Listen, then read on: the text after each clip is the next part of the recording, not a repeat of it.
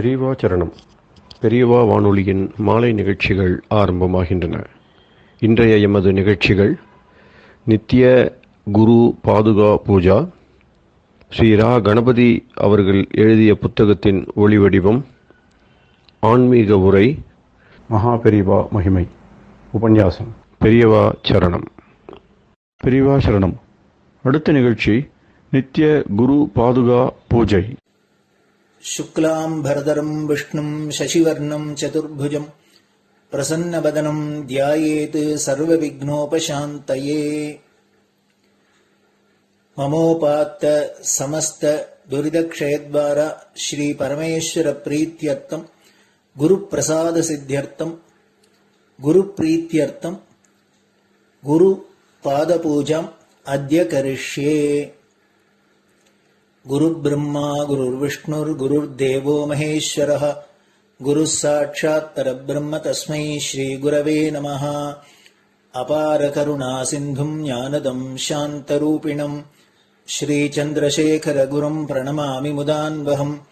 सदाशिवसमारम्भां शङ्कराचार्यमध्यमाम् अस्मदाचार्यपर्यन्तां वन्दे गुरुपरम्पराम्. எல்லோரும் குருவை பெரிவாளை தியானம் பண்ணிண்டு அர்ச்சனை பண்ணுவோம். அஷ்டோத்திரம். பெரியவா அஷ்டோத்திரம் பல அஷ்டோத்திரங்கள் இருக்கு. அதுல எளிமையா சுலபமா எது இருக்கோ அதை நான் இப்ப சொல்றேன். எல்லோரும் இதை கேட்டுண்டே திருப்பி சொல்ல முடிஞ்சுவா சொல்லி சொல்லி பெரிவாளுக்கு பாதத்துல ஒவ்வொரு புஷ்பத்தை அர்ச்சனை பண்ணலாம். ओम श्री कांची कामकोटि पीठाधीश्वराय नमः. श्रीमत् चंद्रशेखरेन्द्र सरस्वती गुरुभ्यो नमः. संन्यासाश्रम शिखराय नमः. काषाय दंडधारिणे नमः. सर्वपीठापहारिणे नमः. स्वामिनाथ गुरवे नमः. करुणासागराय नमः. जगदाकर्षण शक्तिमते नमः. सर्वचराचर हृदयस्थाय नमः. ओम भक्त परिपालक श्रेष्ठाय नमः. धर्म परिपालकाय नमः. श्री जयेन्द्र सरस्वत्याचार्याय नमः. श्री विजयेन्द्र सरस्वती पूजिताय नमः. शिवशक्ति स्वरूपाय नमः. भक्ताभीष्ट प्रदायकाय नमः. ब्रह्मण्य पोषकाय नमः. ब्रह्म विष्णु शिवैक्य स्वरूपाय नमः. कांची क्षेत्रवासाय नमः. कैलाश शिखरवासाय नमः. स्वधर्म परिपोषकाय नमः. चातुर्वर्ण संरक्षकाय नमः. लोकरक्षण संकल्पाय नमः. ओम ब्रह्मनिष्ठापराय नमः. सर्वपापहराय नमः. धर्मरक्षक संतुष्टाय नमः. भक्तार्पितधन स्वीकर्त्रे नमः. सर्वोपनिषत् सारज्ञाय नमः. सर्वशास्त्रगम्याय नमः. सर्वलोक पितामहाय नमः. भक्ताभीष्ट प्रदायकाय नमः. ब्रह्मण्य पोषकाय नमः. नानाविध पुष्पार्चितपताय नमः. रुद्राक्ष क्रीडधारिणे नमः. भस्मोद्दोलित विग्रहाय नमः. सर्वज्ञाय नमः. सर्वचराचर व्यापकाय नमः. अनेक शिष्य परिपालकाय नमः. मनश्चाञ्चल्य निवर्तकाय नमः. अभयहस्ताय नमः. भयापहाय नमः. यज्ञपुरुषाय नमः. यज्ञानुष्ठान रुचिप्रदाय नमः. यज्ञसम्पन्नाय नमः. यज्ञसहायकाय नमः. यज्ञफलदाय नमः. यज्ञप्रियाय नमः. उपमानरहिताय नमः. स्फटिक तुलसी रुद्राक्ष हारधारिणे नमः. चातुर्वर्ण समदृष्टये नमः. ऋग्यजुस्साम अथर्वणादि चतुर्वेद संरक्षकाय नमः. दक्षिणामूर्तिस्वरूपाय नमः जाग्रत् स्वप्न सुषुप्ति अवस्थातीताय नमः कोटिसूर्यतुल्यतेजोमय शरीराय नमः साधुसङ्गसंरक्षकाय नमः अश्वगज गोपूजा निर्वर्तकाय नमः गुरुपादुकपूजातुरन्तराय नमः कनकाभिषिक्ताय नमः स्वर्णबिल्वदलपूजिताय नमः सर्वजीवमोक्षदाय नमः मूकवाक्ताननिपुणाय नमः नेत्रदीक्षादानाय नमः द्वादशलिङ्गस्थापकाय नमः गानरसप्रियाय नमः ब्रह्मज्ञानोपदेशकाय नमः सकलकलासिद्धिताय नमः चातुर्वर्ण्यपूजिताय नमः अनेकभाषासम्भाषण कोविताय नमः अष्टसिद्धिप्रदायकाय नमः ओम श्री शारदामठसुस्थिताय नमः नित्यान्नदानसुप्रीताय नमः प्रार्थनामात्रसुलभाय नमः पादयात्राप्रियाय नमः नानाविधमतपण्डिताय नमः श्रुतिस्मृतिपुराणज्ञाय नमः देवयक्षकिन्नरकिंपुरुषपूज्याय नमः श्रवणानन्दकरकीर्तये नमः दर्शनानन्दाय नमः अद्वैतानन्दभरिताय नमः अव्याजकरुणामूर्तये नमः शैव वैष्णवादिमान्याय नमः श्रीशङ्कराचार्याय नमः दण्डकमण्डलोहस्ताय नमः वीणामृदङ्गसकलवाद्यनाथस्वरूपाय नमः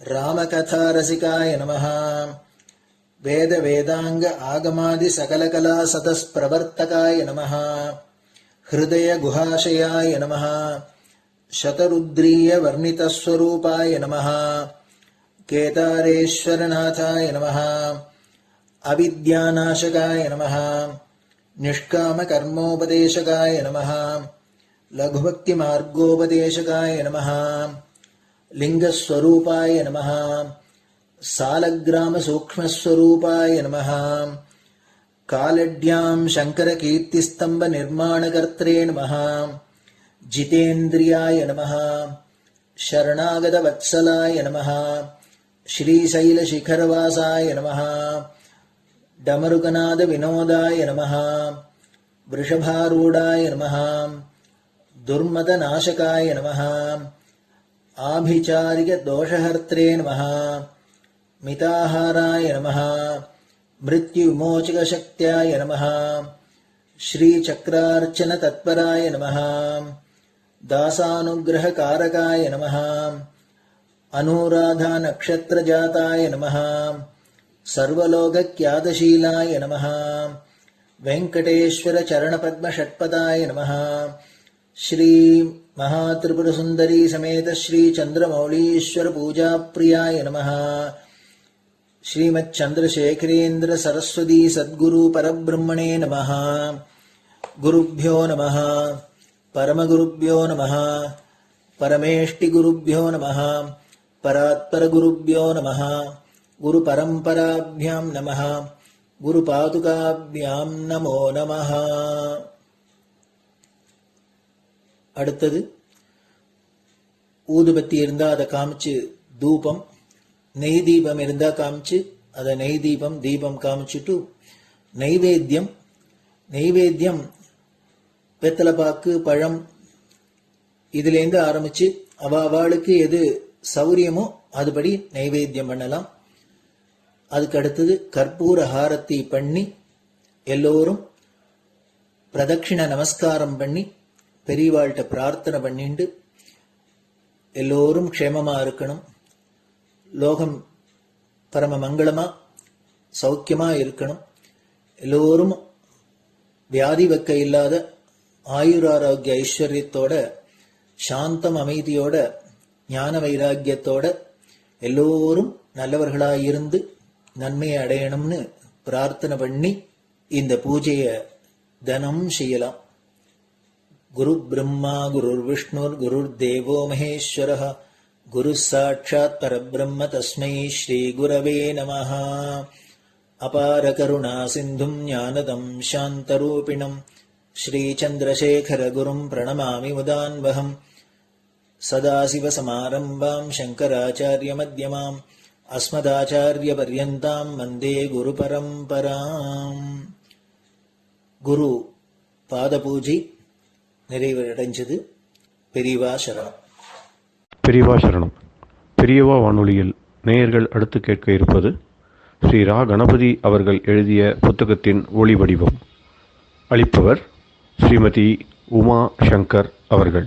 தேனினும் இனிய சொல்லான் தீச்சுடர் மேனி கொண்டான் ஊனுயிர்க்குயிரதான ஒன்றினைக் கலந்து நின்றான் ஏனினிக் கவலை நெஞ்சே இன்றுனக் அருள் செய்தான் இஞ்ஞானவான் காமகோட்டி நாதனை நம்புவோமே. ஜெய ஜெய சங்கர, ஹரஹர சங்கர.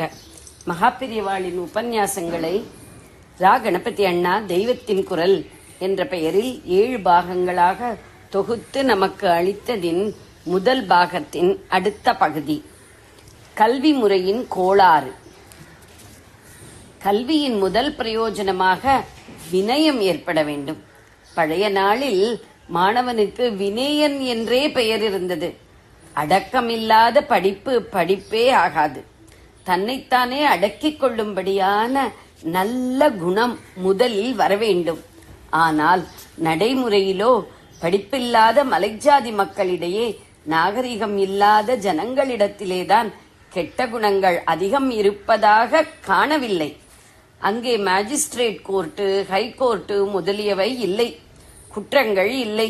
நிறைய ஹைஸ்கூல், காலேஜ், யூனிவர்சிட்டி முதலியன எல்லாம் நாளுக்கு நாள் அதிகரித்து கொண்டு போகிற இடங்களில்தான் கோர்ட்டு வழக்குகள், கிரிமினல் குற்றங்கள், ஏமாற்று வித்தை, ஜேப்படி திருடு முதலியன அதிகமாகிக் கொண்டிருக்கின்றன. கல்வியின் பயன் மெய்யான பொருளாகிய ஆண்டவனை தெரிந்து கொள்வதுதான். ஆனால் இந்த காலத்தில் படிக்கிறவர்களில் அநேகருக்கு தெய்வ பக்தியே இருப்பதில்லை. இது வேடிக்கையாக இருக்கிறதல்லவா? படித்ததன் பிரயோஜனம் நல்ல குணம், அடக்கம். இப்போது நாட்டில் முன்னைவிட நிறைய படிப்பிருக்கிறது. ஹைஸ்கூலில் இடமில்லாமல் ஷிப்ட் வைத்து வகுப்பு நடத்துகிறார்கள். இவ்வளவு இருந்தும் படிப்பின் பிரயோஜனமான வினயம் ஏற்படவில்லை. அதற்கு நேர் விரோதமான குணமல்லவா வளர்கிறது. படிக்கிற பையன்கள் இருக்கிற இடத்துக்குத்தான் போலீஸ், மிலிட்டரி எல்லாம் அடிக்கடி வரவேண்டியிருக்கிறது. நம் தேச பெண்களின் இயற்கையான குணம் அடக்கம். படிக்கிற பெண்களுக்கு சுபாவமான அடக்க குணத்தோடு கல்வியின் பிரயோஜனமாக பின்னும் அதிக அடக்கம் வளர வேண்டும். ஆனால் சுபாவமாக அடங்கி நல்லவர்களாக உள்ள பெண்களின் குணத்தையும் அல்லவா இந்த கல்வி போக்கிவிட்டது. குணத்தை கொடுக்கும்படியான படிப்பு குணத்தை கெடுக்கும்படியாக இருக்கிறதே. ஏன்? இதற்கெல்லாம் காரணம் என்ன என்பதே நாம் கொஞ்சம் ஆலோசித்து பார்ப்போம். படிப்பு என்றால் எப்படி இருக்க வேண்டும்? எப்படி படிக்க வேண்டும்? சிஷ்யர்கள் எப்படி இருக்க வேண்டும்? ஆசிரியர்கள் எப்படி இருக்க வேண்டும் என்பவற்றையெல்லாம் விளக்கிச் சொல்கிற நீதி நூல்கள் இருக்கின்றன. அவற்றில் இளமயிர் கல் என்று சொல்லி இருக்கிறது. அதுவே பிரம்மச்சரிய ஆசிரமம். ஒருவனுக்கு விவாகம் ஆவதற்கு முந்தி வினா தெரிந்த பிறகு இருக்கக்கூடிய காலம் அதற்குள் படிக்க வேண்டும். ஒரு குருவினிடத்தில் போய் படிக்க வேண்டும் என்பது சாஸ்திரம். சிஷ்யன் பிச்சை எடுத்து வந்து குருவுக்கு தருவான். பிச்சை எடுப்பதால் அவனுக்கு அகங்காரம் கரைந்து வினயம் ஏற்பட்டது. ஆசிரியருடனேயே வசித்ததால் அவரிடம் உண்மையான பிரியம் ஏற்பட்டது. அவருக்கும் இவனிடம் பிரியம் இருந்தது.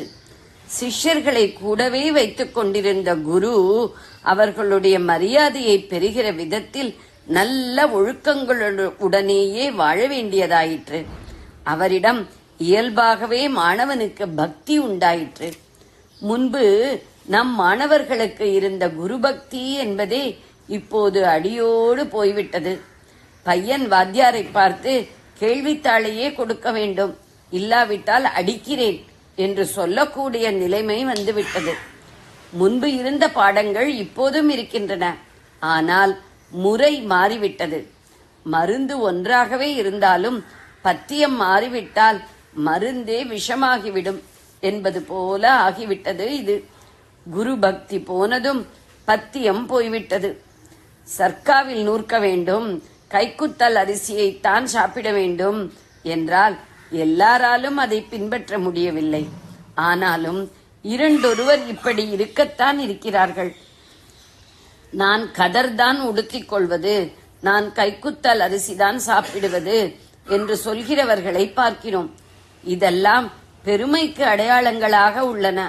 அதுபோலவே குருகுல படிப்புதான் வேண்டும் என்று சொன்னால் அது இந்த காலத்தில் சிரமம்தான். இம்முறையை பூரணமாக கொண்டு வர முடியும் என்ற நம்பிக்கையில் நான் சொல்லவில்லை. அப்படி வந்துவிட்டால் நல்லதுதான். ஆனாலும் அது சாத்தியம் என்று தோன்றவில்லை. இருந்தாலும் கூட இது மாதிரியான ஒரு முறை இந்த நாட்டில் இருக்கிறது என்பதே தெரியாமல் அடியோடு அழிந்து போக விட வேண்டாமே என்கிறேன். மியூசியத்தில் வைக்கிற மாதிரியாவது நான் குருகுலவாசம் செய்து படித்தேன் என்று வருங்காலத்தில் சொல்லிக் கொள்வதற்காவது சில பேர்கள் பழைய முறையில் படிக்க ஏற்பாடு செய்ய வேண்டும்.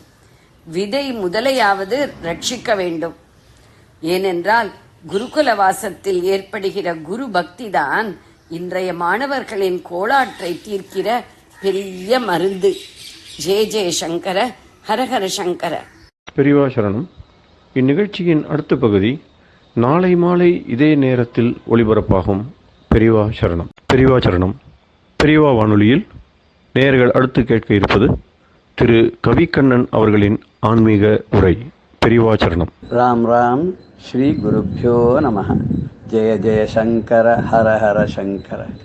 பெரியவா வானொலி நேயர்கள் அனைவருக்கும், மகா பெரியவாவுடைய பக்தர்கள் அனைவருக்கும் அடியேன் கவிக்கண்ணனின் அன்பு கலந்த நல்வாழ்த்துக்கள். இந்த ஞானம் வந்துருச்சுன்னா என்ன ஆகுமான்னா, ஞானம் வரும் ஞானம் வரும் சொல்லும் போது அந்த ஞானம் வந்தா என்ன ஆகும், அந்த மெய்ப்பொருளை புரிஞ்சா என்ன ஆகும் சொல்றார். நமன் வரின் ஞான வாழ்கொண்டே எறிவன் சிவன் வரின் நான் உடன் போவது திண்ணம் பவம் வரும் பௌவினை பண்டே அறுத்தேன் தவம் வரும் சிந்தைக்கு தான் எதிர் யாரோ. நமன்வரின் ஞான வாழ் கொண்டே எரிவன். யமன் வந்துட்டான். இந்த ஞானம்ங்கிற ஒரு வாழ் என்கிட்ட இருக்கு, பகவான் கொடுத்தது. இந்த மெய்ப்பொருளை அறிந்து கொண்டேன். எனக்கு எல்லாமே துச்சம். அதான் எனக்கு வாழ்வும் கிடையாது, சாவும் கிடையாது, பிறப்பும் கிடையாது, இறப்பும் கிடையாது. இப்படி ஒரு நிலைக்கு நான் வந்துட்டேன். அதான் யமன் வந்தா நான் வாழை எடுத்துக்கொண்டு அவன் மேல் எரிவேங்க. ஞானம்ங்கிற வாழை வீசுவேன். பாரதியார் கூட சொல்லும்போது யமனை நான் காலால் மிதிப்பேன். எனக்கு என்ன பயம்? எனக்கு சக்தி, பராசக்தி என்கிட்ட இருக்கா. அவருடைய அனுகிரகத்தை நான் யாருக்கா பயப்படணும்? யமனே வந்தாலும் சரி காலனை காலால் உதைப்பேன். உனக்கு தைரியம் தான் வாங்குறாரு. அப்போ அந்த அம்பாவுடைய பக்தர், முருகனுடைய பக்தர், அவளுக்கு அந்த தைரியம் அவளுக்கு வருது. இவர் சொல்றார், திருமூலர் சொல்லும் போது, அந்த யமன் வந்துட்டான்னு சொன்னா கையில இருக்க ஞான வாளை கொண்டு அவன் மேல ஏறி வரான். அந்த ஞானம் வாழை எரிஞ்சோன்னா அவன் ஓடி போயிடுவான், நான் பயந்துண்டு. இவர் அவனை பார்த்து பயப்படணுங்கிற நிலை போக இவரை பார்த்து அவன் பயப்படுவான். அடுத்தது சிவன் வரின், இப்ப யமன் வரல சிவன் வரான்னு வச்சு என்ன பண்ணுவாருன்னு, நான் உடன் போவது திண்ணம்னா எவ்வளவு ஒரு கன்விக்ஷன் பாருங்க. அப்படியே பரமேஸ்வரன் வந்தா என்ன வரட்டு, ஏன் நான் அவருடைய போயிடுவேங்க. அவ்வளவு சௌலபியம். இவர் என்ன சொன்னாலும் பரமேஸ்வரன் கேட்பார், இவருக்கு அருள் பண்ணுவார். வா அப்படின்னு கூட போவாங்க, ஐக்கியம் போயிடுவாங்க. அந்த காலத்து அப்படி பகவானோட அவ ஐக்கியமாயிருக்கா பெரியவாள்லாம். சுந்தரமூர்த்தி சுவாமிகள் அவரோட ரொம்ப சாதாரண பித்தான கூப்பிட அளவுக்கு அவனோட பழகிருக்காருன்னு பாருங்களேன். ஒரு ஃப்ரெண்ட்லியா சுவாமியோட பழகினவாள்லாம் இருந்திருக்கா. முருகனை குழந்தையா பார்த்த ஔவையாரெல்லாம் நம்ம பார்த்திருக்கோம். இப்படி பகவானோட அந்த நிலைக்கு போய் இந்த தத்துவத்தை புரிஞ்சுட்டான அவருக்கு வேற ஒன்னும் தேவையில்லைன்னு நிலைக்கு போயிடுது. அப்படி சிவனார் வந்தான்னு சொன்னா சிவனாரோட நானும் கிளம்பி போயிடுவேன். பவம் வரும் பல்வினை பண்டு அறுத்தேன். இந்த ஊழ்வினை அது சொல்ல முன் ஜென்மத்தால் வந்தது பாபம், இது எல்லாத்தையும் நான் அறுத்துப்பேன். இந்த மாதிரி எனக்கு கவலை கிடையாது. இந்த தாரக நாமத்தை சொல்லியே எல்லா பாபங்களையும் நான் போக்கிப்பேன். இப்ப நான் சுத்த சன்மார்க்க நெறியில வந்துட்டேன். எனக்கு எதுவுமே லட்சியம் கிடையாது, எல்லாம் இந்த பரபிரம்ம ஸ்வரூபம் தான். அதை நான் புரிஞ்சாச்சு. புரிஞ்சுனோடனே என்ன இதெல்லாம் ஒன்றும் பிரயோஜனம் இல்லை, அவர் துச்சம். எனக்கு இது எந்த விதத்தையும் எனக்கு அஃபெக்ட் பண்ணவே போறதுல தைரியமா சொல்றார். தவம் வரும் சிந்தைக்குத்தான் யார் எதிரேன்னு. எதிர் யாரு? எனக்கு தபஸ் வந்துடுச்சு. என்ன பண்ணும் புரிஞ்சு போச்சு. முக்தி நிலைக்கு போறதுக்கு என்ன வழின்னு தெரிஞ்சு போயிடுத்து. அந்த முக்தி நிலைக்கு போறதுக்கு உள்ளான கருவியை நான் பிடிச்சுட்டேன், எனக்கு புரிஞ்சு போச்சு. அந்த தாரக மந்திரமும் தெரிஞ்சு போயிடுத்து. இனிமே எவன் வந்தாலும் கவலை இல்லை, சிவன் வந்தாலும் கவலை இல்லை. என்ன பாவங்களையும் நான் தவிடு பொடியா பண்ணிட்டு அதெல்லாம் வச்சுட்டு, அப்படிப்பட்ட ஒரு தபஸ் வரும்போது என்னுடைய மனசுக்கு யார் எதிராக நிற்க முடியும்? இந்த தபம் பண்ணுங்கிற உறுதி எனக்கு கிடைச்சிருச்சு. நான் தபஸ்ல ஜெயிச்சுட்டேன்ற போது தானா வர வேண்டியதுதானே. எலக்ட்ரிசிட்டி இருக்கிற வரைக்கும் சுவிட்ச் போட்டா தானா கரண்ட் வருது, லைட் எரியுது இல்லையா? அதை யார் தடுக்க முடியும்? ஒருத்தருமே தடுக்க முடியாத அளவுக்கு ஒரு அன்இன்டரப்டட் பவர் சப்ளை யூபிஎஸ் அந்த மாதிரிலாம் போட்டுட்டாலும் வச்சுங்க. எங்க என்ன டிஸ்டர்பன்ஸ் வந்தா இவாளுக்கு என்ன 24 மணி நேரம் கரண்ட் இருந்துட்டே இருக்க முடியும். சோ அந்த நிலைக்கு வந்துட்டார். இந்த கரண்ட் சொல்லக்கூடிய இந்த பரபிரம்ம ஸ்வரூபத்தை மெய்ப்பொருளை இவர் அறிந்து கொண்டார். அப்படிங்கிறதுனால இவருக்கு எந்த விதமான கவலையும் இல்லை. அததான் சொல்றார் அறிவனே அப்படிங்கிறார். அறிவனே, அமுதே அறிவனே. அமுதே அமிர்தம் போலக்கூடிய அந்த பரமனை பார்த்து சொல்ற, நான் அறிவனே, எனக்கு புரிஞ்சு போச்சு, நீ யாரு, நீதான் பரபிரம்மம் புரிஞ்சு போச்சு. அடி நாயினேன் அறிவனாக கொண்டோ என்னை ஆண்டது. நான் பெரிய புத்தாலி, நான் பெரிய அறிவாளி அப்படின்னு நினைச்சா நீ ஆண்ட ஒரு அடியான் அப்படின்னு நீ ஆண்டு கொண்டாய். எனக்கு நீ நல்லது பண்ண, எனக்கு நீ இந்த மெய்ப்பொருளை ஏன் உணர்த்தின? இவன் என்னுடைய பக்தன், இவனை கரையேற்றணும் அப்படின்னு ஒரு கருணினால வந்து நீ பண்ண. நான் பெரிய ஒரு அறிவு ஞான சுடர் அப்படின்றதுக்காக வரல, ஒரு பணக்காரங்கிறதுக்காக வரல, சொத்து சொந்தம் இருக்கிறதுக்காக வரல, ஆள்கட்டு இருக்கிறதுக்காக வரல. எதுக்காக? உன்னுடைய பக்தன், உண்மையானவன், ஞானத்தை கொடுக்க வேண்டும்காக நீ வந்தவே. அதனால உன்னை நான் வந்து நல்லா புரிந்து கொண்டேன். அறிவிலாமை அன்றே கண்டது ஆண்ட நான் அறிவனோ அல்லனோ அருள் ஈசனே. என்னுடைய அறியாமை, அறிவு இல்லாம இதெல்லாம் அன்னைக்கே புரிஞ்சுன்னு என்ன பண்ணேன், ரொம்ப சாமர்த்தியமா இதெல்லாம் நான் வந்து விட்டு ஒழிச்சிட்டேன். உண்மை எதுன்னு புரிஞ்சுட்டேன். உன்னை தவிர வேற எதுவும் நிலையிலேன்னு புரிஞ்சுனேன். உன்னுடைய பாதம் தான் நிலையானதுன்னு புரிஞ்சுனேன். உன்னோட அருள் கிடைச்சா எதை வேணாலும் உலகத்தை சாதிச்சுடலாம்னு நினைச்சேன், வந்துட்டேன். காலை கட்டியமா பிடிச்சுட்டேன். 2 காலையும் அப்படி நினைச்சாலும் நெஞ்சில் ஒரு கால் நினைக்கன், ஒரு தடவை நினைச்சா 2 காலம் தோன்றும் மாதிரி அந்த முருகனுடைய 2 பாதங்களும் தோன்றிட்டு அந்த சரவண பொண்ணு அப்படியே கெட்டியமா பிடிச்சிருந்தா அந்த தாரக மந்திரத்தை மனசுல உருவேற்றாரு. தபாஸ் வந்து கவலையே இல்லாத போயிட்டே இருக்கார். இப்படி ஒரு அழகான பாடலை சொல்லி அந்த இறைவன் எம்பிரான் எல்லை இல்லாத தன் இடைமலர் கடல் காட்டி அறிவு தந்து என்னை ஆண்டு கொண்டு அருளிய அற்புதம் அறியேனே அப்படின்ற ஒரு ரொம்ப அழகான ஒரு பாடல் அருணகிரிநாதன் ஒரு இடத்துல சொல்றார். என்ன சொல்றாருன்னா, முருகன் வந்து எப்படி எனக்கு அருள் பண்ணான்னு தெரியுமா? அவன் எம்பிரான், அவனுக்கு எல்லையில்லாத கருணா கட்டாட்சம் அவனுக்கு இருக்கு. அவனுடைய பாதங்கள் இருக்குல்ல, அதுக்கு இணை சொல்லவே முடியாது, இதுக்கு உபமானமா சொல்லவே முடியாது. வந்து உபமானமே சொல்ல முடியாத அளவுக்கு அப்படிப்பட்ட ஒரு அழகான பாதம், சிவந்த பாதம், கருணை உள்ள பாதம். இது எனக்கு அறிவை கொடுத்தது, ஞானத்தை கொடுத்தது, தந்து என்னை ஆண்டு கொண்டது. எப்பேற்பட்ட அற்புதம் தெரியுமா? அந்த அற்புதத்தை நான் அறிந்து கொண்டேன். அப்பேற்பட்டவன் யாரு அப்படின்னு சொன்னா வரதா, வரதன். அவன் தான் விரிதாரண விக்கிரமன், வேள் இமையோர் புரிதாரக நாக புரந்தரனே அப்படி சொல்லக்கூடாது. அவன் அறிவான், அவன் இருக்கானே, அவனை வந்து இன்னொரு பாட்டுல அருணுக்கு சொல்ற, தேனென்றும் பாகென்றும் உவமிக்க ஒணா மொழி தெய்வவள்ளி கோ அன்று எனக்கு உபதேசித்தது ஒன்று உண்டு கூறவற்றோ, வானன்று காலன்று தீயன்று நீரன்று மண்ணும் அன்று தானன்று நானன்று அசரீரி அன்று சரீரியும் அன்று அப்படின்னு ஒரு பாடல் சொல்ற.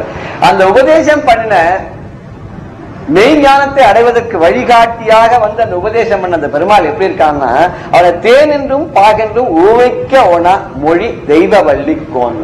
தெய்வ வள்ளியுடைய கோன் சாதாரண தேவசேனாபதி அப்படின்னு தான் சொல்றோம். இங்க வந்து இவர் வள்ளியை தான் ரொம்ப ஜாஸ்தி சொல்றாரு, தேவசேனையை விட்டுட்டார். இந்த வள்ளிக்கு கோன் தான் வள்ளிக்குடைய ராஜா, வள்ளியுக்கு அரசன். அவன் எப்படின்னா தேனென்றும் பாகென்றும் ஊமைக்க ஒனா மொழி உடையவன.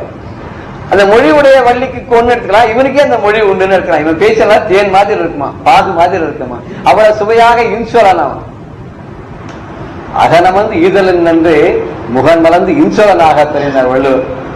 ரொம்ப சந்தோஷமா அள்ளி அவருக்கு கொடுக்கணுங்கிற அவசியம் எல்லாம், ஒரு இனிமையா 2 வார்த்தை சந்தோஷமா பேசினாலே அவருக்கு மனசு குளிர்ந்து போயிடும். அடாடா எப்படி பேசுறாரு சார் அவர், அவர்கிட்ட ஒரு 5 நிமிஷம் பேசியிருந்தா நமக்கு கவலை எல்லாம் மறந்து போயிடுதுங்க. அவன் நமக்கு அள்ளி கொடுக்கணுங்கிற அவசியமே இல்லை. அவன் 10 நிமிஷம் பேசினா நம்மளே மறந்து போயிடும். அவள் ஏதோ கேட்கணும், வாங்கணும், நம்ம சௌரியமா இருக்கணும்னு நினைச்சுட்டு போயிட்டு இருப்போம். அவட்ட பேச்சு அப்படியே மயங்கி போயிடும். இன்னைக்கு போன மனசு பாரெல்லாம் இறங்கி போயிட்டு சந்தோஷமா இருக்க வந்து ரொம்ப. இவன் எப்படின்னா இவருடைய பேச்சு, இவருடைய மொழி இருக்க, அது தேனுன்னு சொல்றதா பாகுன்னு சொல்றா, இதுக்கெல்லாம் உவமை சொல்ல முடியாத அளவுக்கு அவருடைய அரசன் அவன். அன்று எனக்கு உபதேசித்தது ஒன்று உண்டு. அதை கூற சொல்ல முடியுமா? அவனுக்கு என்ன உபதேசம் பண்ணா தெரியுமா? ரொம்ப ஒரு ரகசியம் அது, ஆனா ரொம்ப முக்கியமானது. அதை நான் பிடிச்சிருந்தோன்னு எனக்கு ஒரு எல்லா சௌபாகியங்களும் சேர்ந்து போயிடுத்து. அதை சொல்ல முடியுமா? எப்படி சொல்றது?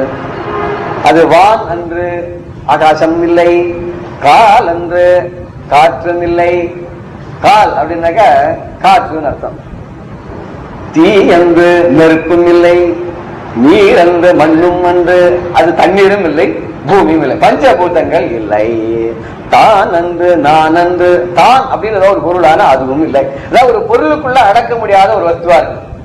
நம்ம பரமாத்மா ஜீவாத்மா. அங்க தான் அப்படிங்கிறது வந்து அந்த பரமாத்மா எடுத்துக்கலாம், இங்க நான் அப்படிங்கிறது ஜீவாத்மா எடுத்துக்கலாம். இந்த ரெண்டுமே இல்லை. இது எதிரியுமே கட்டுப்படாது. நம்முடைய கண்ணுக்கு தெரியக்கூடிய, புலப்படக்கூடிய, நம்முடைய சின்ன அறிவுக்கு தெரியக்கூடிய விஷயங்கள் எதுவுமே இல்லை அப்படின்னு. சரி, இதுதான் சரீரம் உண்டானார். அசரீரி அன்று சரீரியும் அன்று, அதுக்கு சரீரம் இல்லைன்னு கிடையாது, சரீரம் உண்டுன்னு கிடையாது. இப்படி எதிலுமே அடைப்படாத, எதுக்கும் கட்டுப்படாத அப்படி ஒரு மெய்ப்பொருள் பரம்பொருள். இந்த மெய்ப்பொருளை அறியும் வண்ணம் இவருக்கு அருள் பண்ணலாம். எப்படி அருள் பண்ணார்? அரிதாகிய மெய்ப்பொருளுக்கு அடியேன் உரிதா உபதேசம் உணர்த்தியவா விரிதாரண விக்ரம வேல் இமையோர் உரிதாரக நாக புரந்தரனே. அப்படியாக சொல்லி இந்த பாடல ரொம்ப அரிதான மெய்ப்பொருளை எனக்கு உணர்த்தியவனே, எனக்கு உபதேசம் தந்தவனே, இந்த விருந்து பறந்து இருக்கக்கூடிய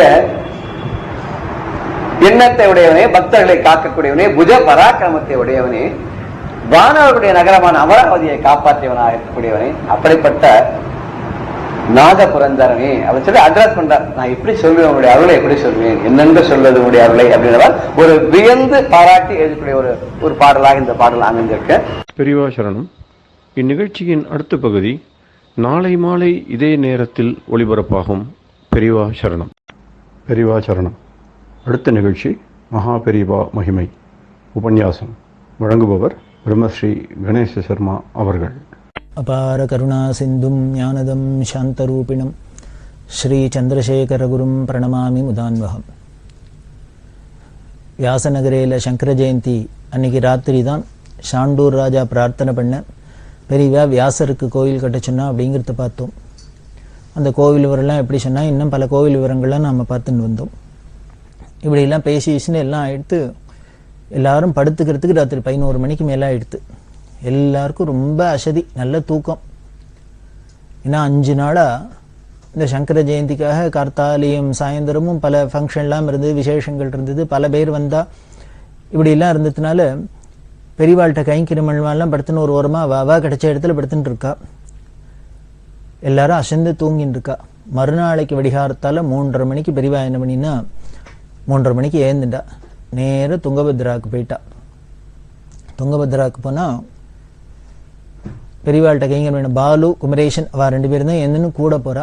அங்கே போய் பெரியவா பல் தேய்ச்சா எல்லாம் பண்ணிட்டு 1 மணி ஜபம் அப்படின்னு பண்ணுவாள். விபூதியெல்லாம் விட்டுன்னு எல்லாம் பண்ணிவிட்டு சுத்தி பண்ணிட்டு விபூதியெல்லாம் விட்டுட்டு ஜபம் பண்ணுறதுக்காக இந்த அவளுக்குன்னு அமைக்கப்பட்ட அந்த பர்ணசாலைக்கு வரா.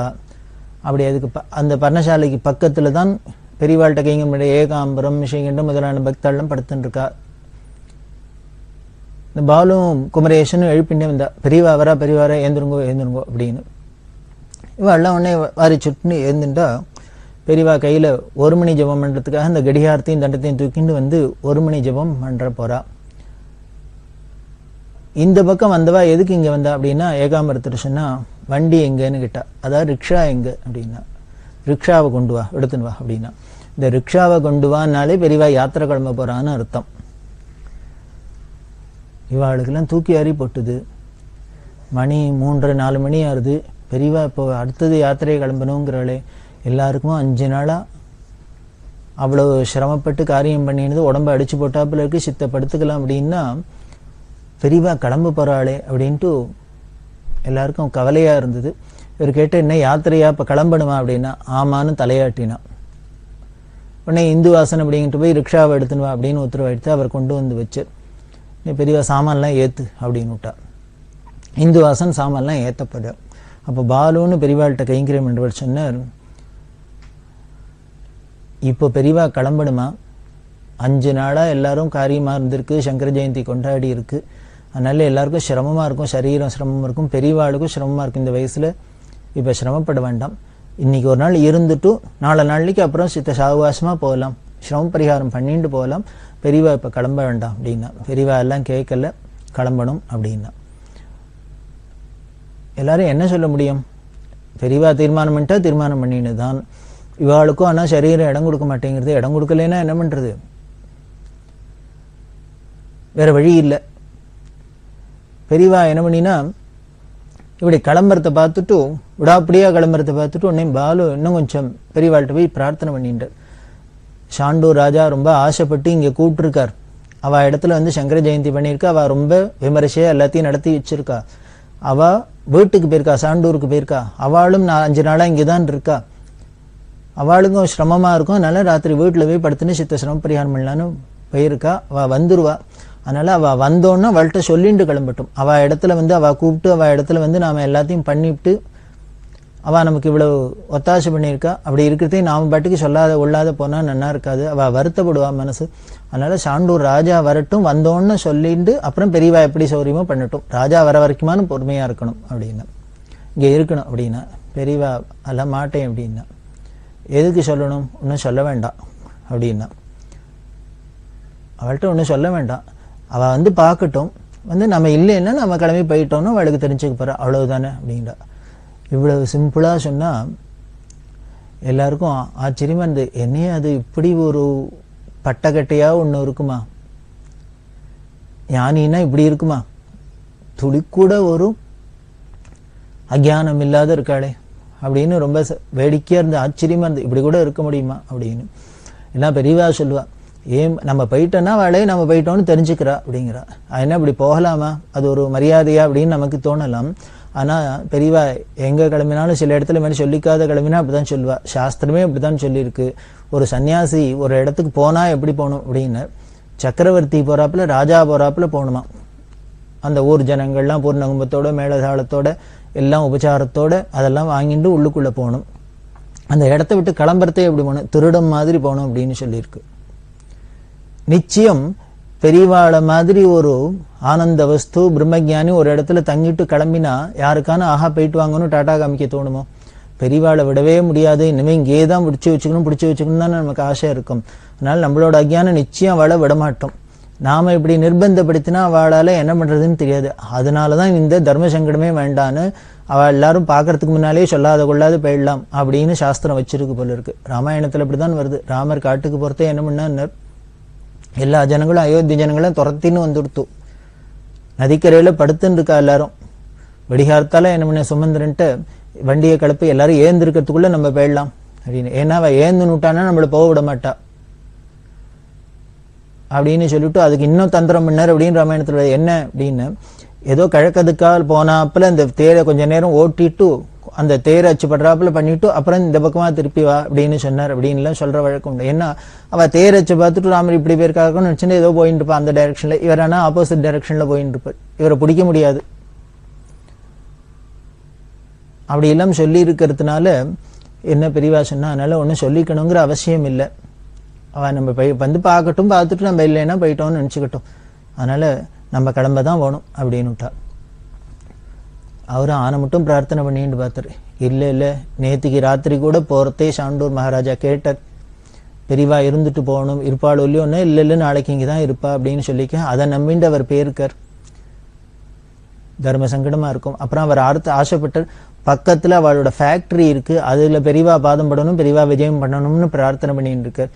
அதனால ராஜா வரட்டும், அவரோட ஃபேக்டரிக்கு போயிட்டு இன்னைக்கு ஒரு நாள் இருந்துட்டு அவ ஆசையை பூர்த்தி பண்ணிட்டு நம்ம அப்புறம் போகலாம் அப்படின்னா அதெல்லாம் கேட்கவே மாட்டேன்னுட்டா பெரியவா. அதெல்லாம் யாரா இருந்தாலும் சரி, என்னவா இருந்தாலும் சரி, அவ அதாவது ஊருக்கெல்லாம் நான் அவ ராஜாவா இருக்கலாம், இது அண்டச்சராச்சரத்துக்கும் சக்கரவர்த்தியாச்சே, சர்வேஸ்வரனாச்சே, இவ யாருக்கு பயப்படணும், யாருக்காக தாட்சிணியப்படணும் இல்லை. உடனே என்ன பண்றதுன்னு தெரியல. எல்லாரும் மற்றவாள்லாம் கைக்கிற மழவாள்லாம் சிரமப்பட்டு எல்லாருக்கும் என்ன ஆசை அப்படின்னா இந்த ராஜாவை சாக்கு வச்சாலும் பெரியவா இங்க இருப்பாளாக்கும், இன்னைக்கு அட்லீஸ்ட் ஒரு நாளைக்கு இங்க ரெஸ்ட் எடுத்துக்கலாமே அப்படின்னு பார்த்தா எதுக்கும் ஆசையில பெரியவா கிளம்புறதுன்னு தீர்மானம் பண்ணிட்டா தண்டத்தை தூக்கின்னு கிளம்பிட்டா. இப்போ வந்தா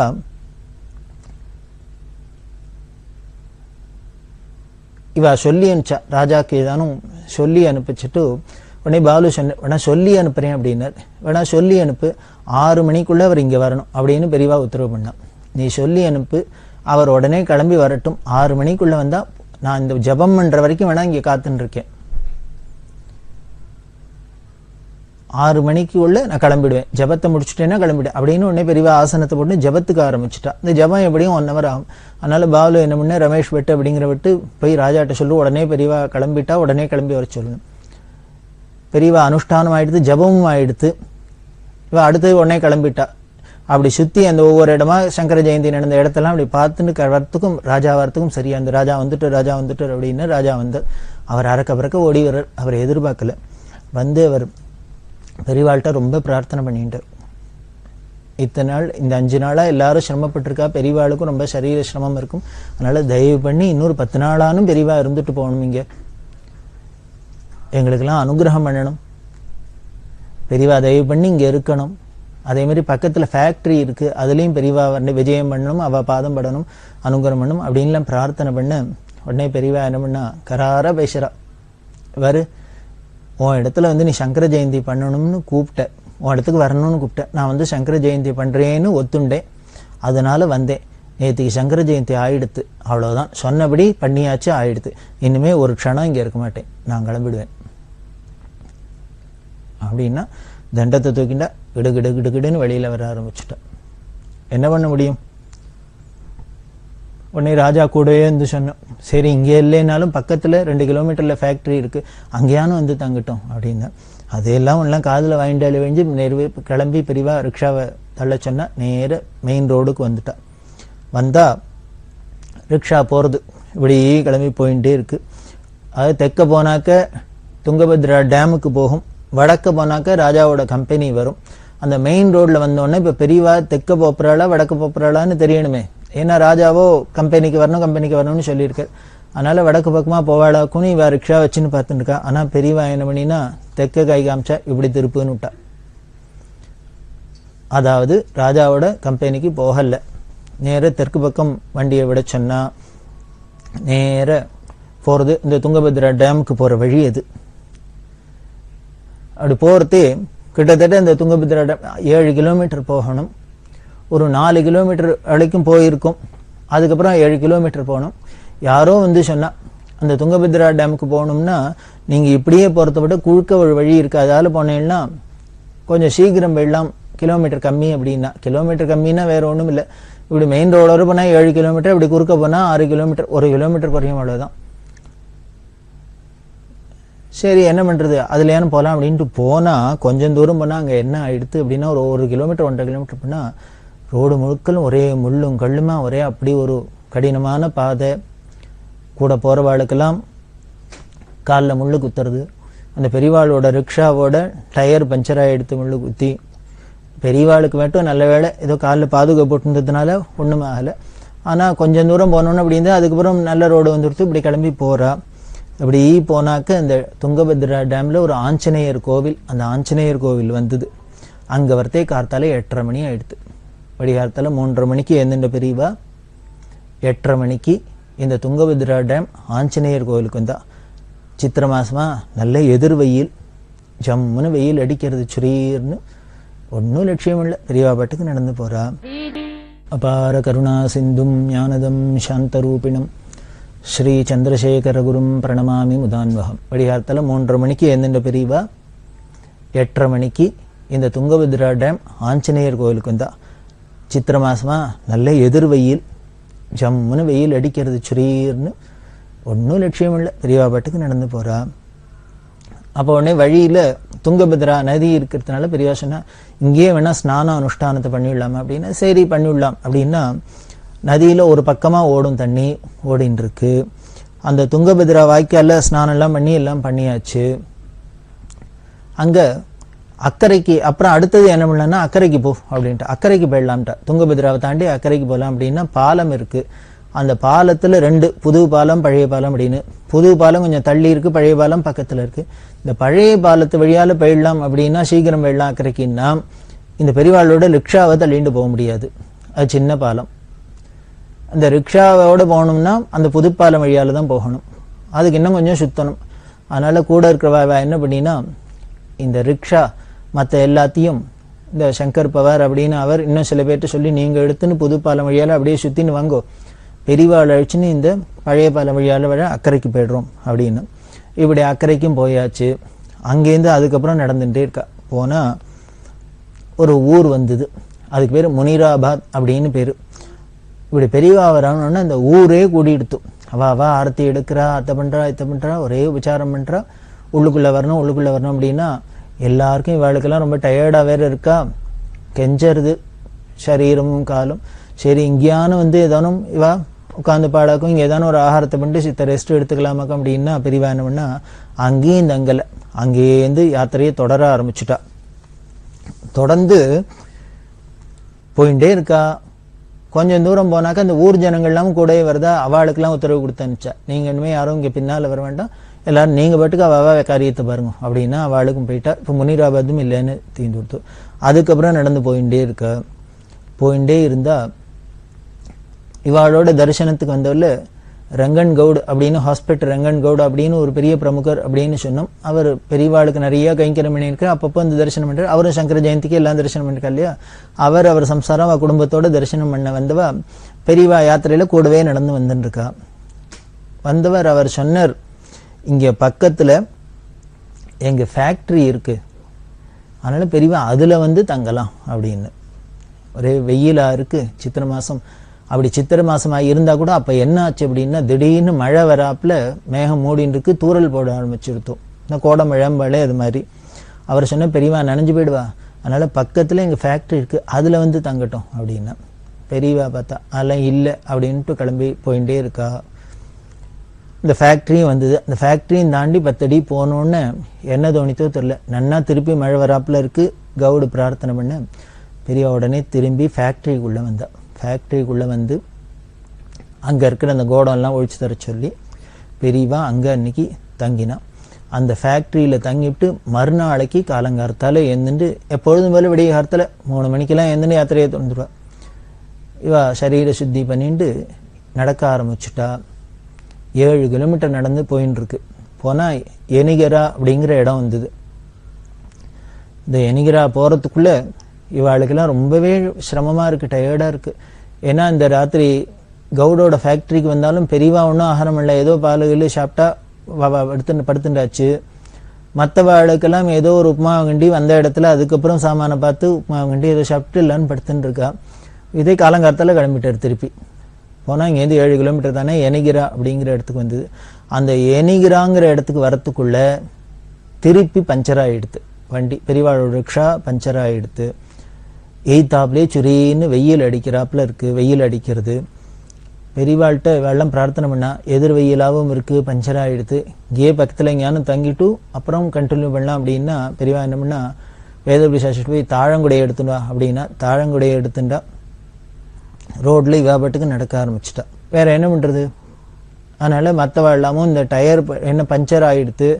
உடனே என்ன பண்ணினார், அதுல இருந்து சாமான்ல சிலதெல்லாம் மட்டும் எடுத்துன்னு இந்த டயர் பஞ்சர் ஆகிட்டதுனால அதை வச்சுன்னு தள்ளின்னு போக முடியல இவாளால ரிக்ஷாவை. ஏன்னா எல்லா சாமானும் இருக்கு. அதனால மற்ற சாமான் எல்லாத்தையும் பெரியவாளோட முக்கியமான சாமானை மட்டும் அதுல வச்சுட்டு அதை முள்ள தள்ளின்னு போக சொல்லிட்டு பின்னால கவுடோட வண்டி வரும், கார் வரும், அதுல மற்ற சாமான்லாம் ஏத்தின்னு போகலாம் அப்படின்ட்டு ஏகாம்பரம் ஏற்பாடு பண்ண அப்படி போயின்னு இருக்கு. அப்படி போனா ஒரு வழியா 9:30 மணி ஆச்சு. கார்த்தால 9:30 மணி.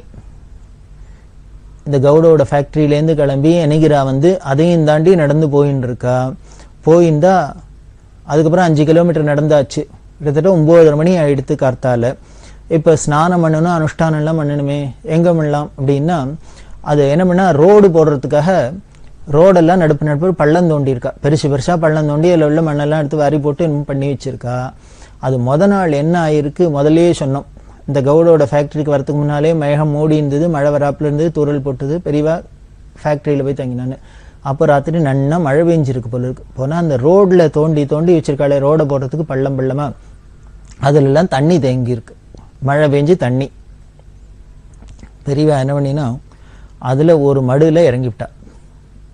வேடிக்கையை பாருங்கோ, ஒரு பெரிய சங்கராச்சாரியார் பீடாதிபதி, அவள் ஸ்நானத்துக்கு எங்கே இருக்கான்னு ரோடு போடுறதுக்காக பள்ளம் தோண்டி இருக்கு, அதில் மழை பெஞ்ச தண்ணி தேங்கி இருக்கு, அதில் போய் ஸ்நானம் பண்ணுறா. எங்கேயானும் எந்த சுவாமிகளானு எந்த சங்கராச்சாரியான்னு நம்ம எதிர்பார்க்க முடியுமா அப்படி இல்லாமல் இருப்பான்னு? அப்படி இல்லாமல் இருந்து காமிச்சிருக்கா. அப்படி இல்லாமல் இருந்து காமிச்சு ஆச்சரியமாக தான் இருக்கு பெரியவா. அதில் ஒரு தேங்கி இருக்கிற மடுவில் பெரியவா ஸ்நானம் பண்ணினா. ஏன்னா தொட்டி ஸ்நானம் அப்படிங்கிறப்பல அது சாஸ்திர சம்மதம் தான், அது நேச்சுரல் வாட்டர் தானே, மழை பெஞ்சு வருண தீர்த்தம். அதில் ஸ்நானம் பண்ணி அங்கேயே உட்காந்துன்னு அனுஷ்டானத்தை பண்ணி எல்லாம் பண்ணால் ஒரு 10:30 மணி ஆயிடுத்து. பெரியவா ஸ்நானம் விட்டா மற்றவாள்லாம் என்ன பண்ணுறது? இவாள் இல்லாமல் ஆளுக்கு ஒரு தேங்கி இருக்கிறதுல ஒன்றில் இறங்கி ஸ்நானம் பண்ணினா. ஏகாம்பரம் சொல்லு, எதனால பெரியவா அப்படி நடு ரோடில் இப்படி திடீர்னு ஸ்நானம் பண்ணான்னார். வியாசநகரையை விட்டு கிளம்பினத்துலேருந்தே எல்லாருக்கும் ரொம்ப டயர்டாக இருக்கு. ஏதோ ராத்திரி மட்டும் ஏதோ சித்த தலையை சாய்க்கிறதுக்கு ஒரு இடத்துல தங்கி இருக்கா. மற்றபடி யாத்திரை பண்ணிகிட்டே இருக்கா. எல்லாருக்கும் சிரமமாக இருக்குது, டயர்டாக இருக்குது. இந்த டயர்டு போகிறதுன்னா என்ன பண்ணுவான்னு திடீர்னு பெரியவா ஸ்நானம் பண்ணுவாள். இந்த ஸ்நானம் பண்ணிட்டா அந்த சோம்பேறித்தனம் போயிடும், அந்த உடம்புல கலப்பு போயிடும், ஒரு ஃப்ரெஷ்ஷாக ஆகிடும். அது மாதிரி எல்லாரும் ஆளுக்கு ஒரு தேங்கி இருக்கிற தண்ணியில் ஸ்நானத்தை பண்ணால் எல்லாருக்கும் ஓரளவுக்கு கொஞ்சம் ஃப்ரெஷ்ஷாச்சு. ஏதோ கையில் கொண்டு போன மோர் இதையானும் சொல்லி சாப்பிட்டுக்க வேண்டிதான், வேற வழி கிடையாது. கிளம்பி போயிட்டே இருக்கா. இப்படின்னா அதுக்கப்புறம் இன்னொரு 5-6 கிலோமீட்டர் போனால் கிட்டத்தட்ட அன்னைக்கு மட்டும் 22 கிலோமீட்டர் நடந்தா கடைசியில் ஒரு ஊர் வந்தது, கொப்பல்னு பேர். அந்த கொப்பல்ல பெரியவா தங்க போறா. ஒரு ஆஞ்சநேயர் கோவில், அங்கே தங்க போறா. இந்த கொப்பல் வர வழியில் இந்த எனிகராலேருந்து கொப்பல் வரைக்கும் நடுப்புற ஒரு ஊரும் கிடையாது, நடந்து தான் வந்தாகணும். அதனால தான் பெரியவா நடந்து வந்தா. சித்திரை மாதம் எதிர் வெயில். ஆனாலும் பாருங்கோ, அவ்வளவு இருந்தால் கூட நாள் ராத்திரி மழை பெஞ்சது. இவா 12 மணி 12:30 மணிக்கு கொப்பல்ல இந்த அனுமார் கோவிலுக்கு போகிறா. அது வரைக்கும் ரோடு ஓரளவுக்கு சுடாதே இருந்தது, கொஞ்சம் ஹிதமாக இருந்தது. கூட போகிறவெல்லாம் அங்கே சொல்லுவா, நமக்கு இப்படி ரொம்ப சிரமமாக இருக்கும், நம்ம தாங்க முடியல அப்படின்னா இது மாதிரி இயற்கையிலேயே சில அதிசயங்கள்லாம் நடந்து நமக்கு அந்த கலப்பு தெரியாத, நமக்கு சிரமம் இல்லாத காப்பாற்றிடும். அது பெரியவாளோட கருணையினால்தான் அப்படி நடக்கும். அதனால தான் வழக்கு திடீர்னு கோடமழைன்னு நாள் ராத்திரி பெஞ்சு ரோடெல்லாம் கொஞ்சம் கூலாகி அதில் ரோட்டில் தண்ணி தேங்கி அவளுக்கு ஸ்நானத்துக்கும் வசதியாக இருந்து ரோடும் சுடாத இருந்து ஒரு வழியாக 12:30 மணிக்கு கொப்பலில் போய் ஒரு அனுமார் கோவிலில் தங்கினா. அந்த அனுமார் கோவிலில் தங்குறா அப்படின்னா ஒன்றும் பெரிய ரூமும் எல்லாம் கிடையாது, ஒரு சின்ன கோவில். அதில் அந்த பிராகாரத்திலே பெரியவா அங்கேயே இருந்துட்டு பெரியவாளுக்கு பிக்ஷை முதற்கொண்டு பிராகாரத்திலே அப்படியே பிக்ஷை பண்ணி போடுறாப்புல. ரூமாக ஒன்றும் கிடையாது. ஆனால் அது ஒரு பெரிய ஊராக இருந்ததுனால கூட்டம் எக்கச்சக்கமாக வர ஆரம்பிச்சுட்டு. எய்த்தாப்பில் ஒரு பெரிய ராகவேந்திர சுவாமி மட்டம் இருக்குது, அதுக்கு பக்கத்தில் ஒரு கல்யாண மண்டபம். இந்த கல்யாண மண்டபத்தில் கூட இருக்கிறவாள்லாம் தங்கி இருந்தா. அவளுக்கு போய் 12:30 மணிக்கு அப்புறம் வந்து அந்த இடத்துக்கு போய் புது இடத்துக்கு போய் கூட இருக்கிறவாளுக்கு இந்த வேதபுரி சாஸ்திரி ராமகிருஷ்ணன் அவள்லாம் உடனே சமையல் ஏதோ பண்ணுவா. பண்ணி எல்லாமே வேடிக்கையாக தான் இருக்கும், ஆச்சரியமாக தான் இருக்கும். அதுக்கு பிறகு ஆகாரெல்லாம் பண்ணும். பெரியவா அங்கே போய் அந்த ஆஞ்சநேயர் கோவிலில் இருந்துட்டு என்ன பண்ண ஏராளமான கூட்டம் வந்துடுத்தோ.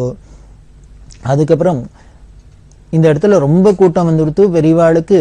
ஏன்னா கோவிலாக இருக்கிறதுனால இந்த பிராகாரத்திலே பெரியவாளும் இருக்கிறதுனால அவளுக்கு கொஞ்சம் அசௌரியமாக தான் இருந்தது. என்ன பண்ணுறது அப்படின்னு பார்க்கறதே பெரியவாட்ட யாரோ ஒருத்தர் வந்து சொன்னேன், இங்கே பக்கத்தில் ஒரு சின்ன மலை மாதிரி இருக்குது, அங்கே ஒரு அனுமார் கோவில் இருக்குது, ஊரை விட்டு தள்ளி ஒரு 2-3 கிலோமீட்டரில், ரொம்ப ஏகாந்தமாக இருக்கும், அங்கே கிணறு கூட இருக்குது, அதனால் பெரியவா அங்கே வந்து தங்கலாம் அப்படின்னு சொன்னால் பெரியவா என்ன பண்ணா சாயந்தரம் 4 மணிக்கு அங்கே கிளம்பிட்டா. ஊர் ஜனங்களோ கூட்டமாக இருக்குது. பெரியவா கிளம்பிட்டா. அப்படி கிளம்பி போயின்னு இருக்கிறதே பாதி தூரம் போனோன்னு இந்த ஏகாம்பரத்தை கூப்பிட்டு, நீ ஒன்று பண்ணு, அந்த கொப்பலில் போய் எய்த்தாப்பில் ராகவேந்திர சுவாமி மடம் இருக்குது, அந்த ராகவேந்திர சுவாமி மடத்தில் பூஜை பண்ணிட்டு இருக்கிறவர் மாத்வரா ஸ்மார்த்தரா போய் விசாரிச்சுட்டுவா அப்படின்னு. விசாரிச்சுட்டு அப்புறம் ஒரு புஸ்தகம் பேரை சொல்லி, அந்த புஸ்தகம் அவர்கிட்ட இருக்கா, எங்கே கிடைக்கும், அவர் பார்த்துருக்காரா, எல்லாம் விசாரிச்சுட்டுவா, அப்படியே அவருக்கு ஒரு வஸ்திரம் கொடுத்துட்டு வா அப்படின்னு சொல்லி அனுப்பிச்சுட்டா. இவர் உடனே திரும்பி வந்துட்டார். வந்து இவாள்கிட்ட இருந்ததுலேருந்து ஒரு வஸ்திரத்தை அவருக்கு கொடுத்து எல்லாம் விசாரிச்சுட்டு திரும்பி போகணும் பெரியவாள்கிட்ட. அதுக்குள்ள பெரியவா என்னன்னா நடந்திருப்பா, இவர் என்ன திருப்பி இவ்வளவு தூரம் நடந்து போகணுமே நினைச்சுட்டே இருக்கிறது. யாரோ ஒருத்தர் கார்ல வந்தார், ஒரு டாக்டர். அவர் வந்து இங்க கேட்டார், பெரியவா இங்க இருக்காளா அப்படின்னு. இல்ல இப்பதான் பெரியவா கிளம்பி போயாச்சு, அந்த அனுமார் கோயிலுக்கு போறா அப்படின்னா. எனக்கு தரிசனம் பண்ணும், எனக்கு தரிசனம் பண்ணி இங்கோடனே. ஏகாம்பரத்துக்கு பரம சந்தோஷம். இவர் காரை எடுத்துன்னு வந்திருக்காரு. சரி இவரோட கார்ல போய் அவர் பெரியவாட்ட போயிடலாம் அப்படின்ட்டு கார்ல ஏறி உட்காந்து வாங்க ஒன்று அழிச்சுன்னு பண்ணி போனா அப்படி பெரியவா அந்த இடத்துக்கிட்ட போயின்னு இருக்கா. இவர் ஏகாம்பரம் சொல்வார், இந்த கார்ல போய் தரிசனம் பண்ணலான்னா முன்னால போய் பெரியவாளை நெருங்க முடியல, இவ்வளவு கூட்டம் பின்னால வந்துருந்தது. இந்த கார்லயே நான் உட்காந்து போயிட்டே இருந்தேன். அந்த அவர்கிட்ட டாக்டர்கிட்ட சொல்லியிருந்தேன், பெரியவா அடுத்தது அந்த ஆஞ்சநேய கோயிலுக்கு போப்பரா, அங்க போனோன்னு அங்க போய் பெரியவா இறங்கினோன்னு நான் உங்களை தரிசனம் பண்ணி வைக்கிறேன் அப்படின்லாம் சொல்லியிருந்தார். ஏன் அப்படின்னா பெரியவா அந்த ராகவேந்திர மடத்துல பூஜை பண்ற ஸ்மார்த்தரா மாத்வரா கேட்டுவா புஸ்தகத்தெல்லாம் பத்தி சொல்லியிருக்கா. இப்படி போய் இவர் விசாரிச்சுட்டார். இப்ப பெரியவாள்கிட்ட போய் ரிப்போர்ட் பண்ணும். ரிப்போர்ட் பண்ணினா பெரியவா அடுத்தது ஃபர்தரா தானே இன்ஃபர்மேஷன் சொல்லி திருப்பி போய் இதை கட்டணுவா அதை கட்டணுவான்னு தானே சொல்லலாம். அதுக்கு பயந்து என்ன திருப்பி நடந்து போகாத இருக்கணுமேங்கிறதுனால இவர் காரோட ஒருத்தர் வந்திருக்கார், இவரை பிடிச்சி வச்சுப்போம். அப்படி பெரியவா தானே திருப்பி ஏதான உத்தரவு பண்ணாலும் இந்த கார்லயே போயிட்டு வரலாமேங்கிறதுக்காக தான் இவர் கார்லயே உட்காந்து வாங்க அங்க வந்தோன்னு தரிசனம் பண்ணி வைக்கிறேன். அந்த இப்படி எல்லாம் வேற தந்திரம் பண்ணியான வேற வழி கிடையாது. வேடிக்கையா இருக்கும். போயிட்டு அங்க அந்த அனுமார் கோவில்ல ராத்திரி தங்கினான். பண்ணா ஒரே இருட்டா இருக்கு, அரிக்கன் லைட்ல வச்சுன்னு இருக்கு. பெரியவாளை ரிக்ஷா மேல தூக்கின்னு போக முடியல. பெரியவா போய் அங்க இருக்கா. ஒரே முள்ளுங்கள்மா இருக்கு. எல்லாரும் படுத்து நோட்டா. அப்படி அன்னை ராத்திரி கழிஞ்சது. மறுநாளைக்கு என்ன ஆச்சு அப்படிங்கறது தொடர்ந்து பார்க்கலாம். பெரியவா சரணம். இந்நிகழ்ச்சியின் அடுத்த பகுதி நாளை மாலை இதே நேரத்தில் ஒளிபரப்பாகும். பெரியவா சரணம். பெரியவா சரணம். அடுத்த நிகழ்ச்சி திருவாசக இன்னிசை. வழங்குபவர் ஸ்ரீ சத்குருநாத தேசிகர் அவர்கள். பெரியவா சரணம். திருச்சிற்றம்பலம். திருவெம்பாவை. மொய்யார் தடம் பொய்கை புக்கு முங்கேரன்ன, மொய்யார் தடம் பொய்கை புக்கு முங்கேரன்ன, கையார் குடைந்து குடைந்து உன் கழல் பாடி ஐயா வழியடியோம், ஐயா வழியடியோ வாழ்ந்தோங்கானாரழல் போல் செய்யா வெண்ணீராடி செல்வா சிறு மருங்குல்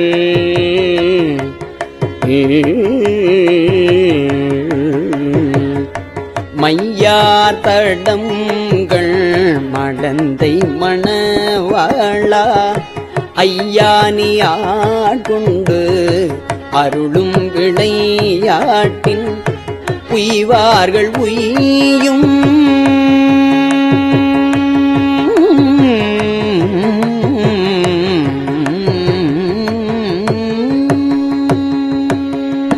உய்வார்கள் உய்யும் வகையெல்லாம் உய்ந்தொழிந்தோம் எய்யாமற் காப்பாய், எய்யாமற் காப்பாய் எமையேலோர் எம்பாவாய் எம்பாவாய்.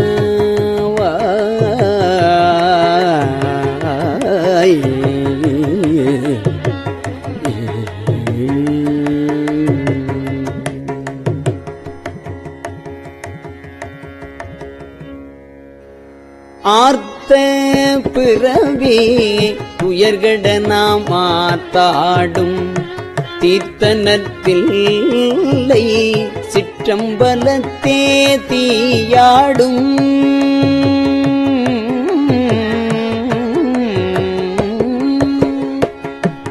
ஆர்த்த பிறவி துயர்கட நாம் ஆத்தாடும் தீர்த்தனத்தில்லை சிற்றம்பலத்தே தீயாடும் கூத்தன் இவ்வானு,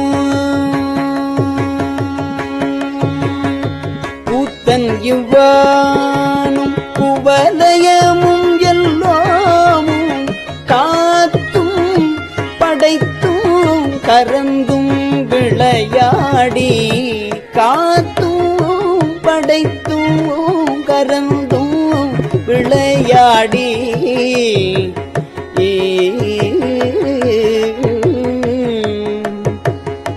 வார்த்தையும் பேசி வார்த்தையும் பேசி பழை சிலம்ப வார்கலைகள் ஆற்பரவம் செய்ய அணிகுழல் மேல் வண்டாப்ப புத்திகழும் பொய்கை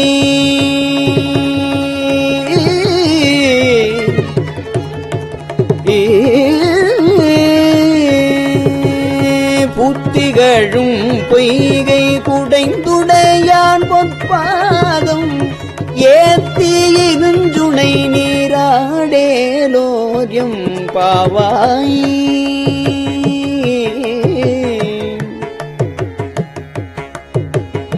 புத்திகழும் பொய்கை குடைந்துடையான் பொற்பாதம் ஏத்தி இருந்துணை நீராடேலோரியம்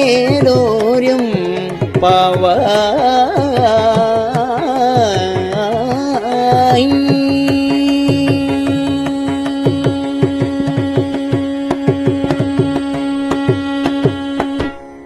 பைங்குவளை கார்மலரால் செங்கமல பைம்போதால் பைங்குவளை கார்மலரால் செங்கமல பைம்போதால் அங்கங்குருகினத்தால் பின்னும் அறவர்த்தால் தங்கள் மலம் கழுவுவார் தங்கள் மலங் கழுவுவார் வந்து சார்தலினால் எங்கள் பிராட்டியும் எங்கோனும் போன்றிசைந்த பொங்கு மடுவில் புகப்பாய்ந்து பாய்ந்து நம் சங்கம் சிலம்ப சிலம்பு கலந்தார்ப்ப கொங்கைகள் பொங்க குடையும் புனல் பொங்க கொங்கைகள் பொங்க குடையும் புனல் பொங்க பங்கைய பூம்புனல் பாய்ந்து பங்கைய பூம்புனல் பாய்ந்து ஆடேலோர் எம்பாவாய்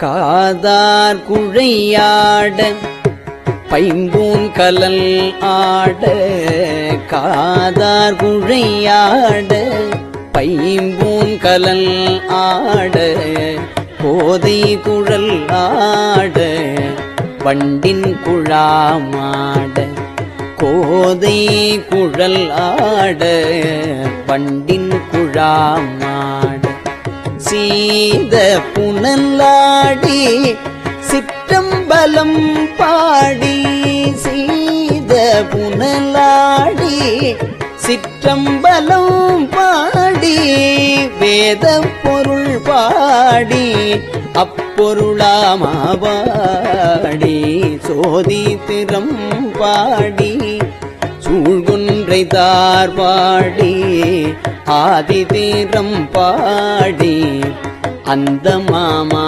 பாடி பேதித்து நம்மை வளர்த்தெடுத்த பெய்வளை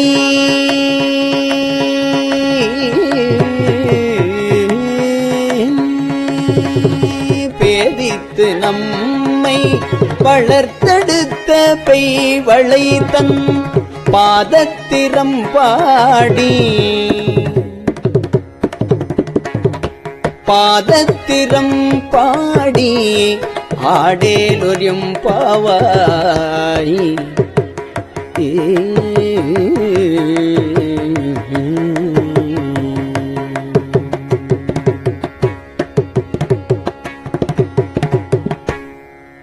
ஓரொரு கால் எம்பெருமான் என்றென்றே நம் பெருமான் சீரொரு கால் வாயோவாள் சித்தங்களி கூற நீரொரு கால் ஓவா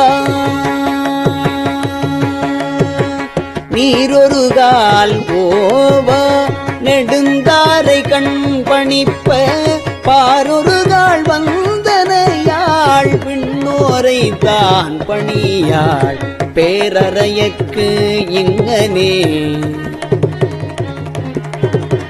பேரறையற்கு இங்கனே பித்தொருவர் ஆமாறும் ஆரொருவர் இவ்வண்ணம் ஆட்கொள்ளும் வித்தகர்தாள் வாருருவ பூன்முலையீ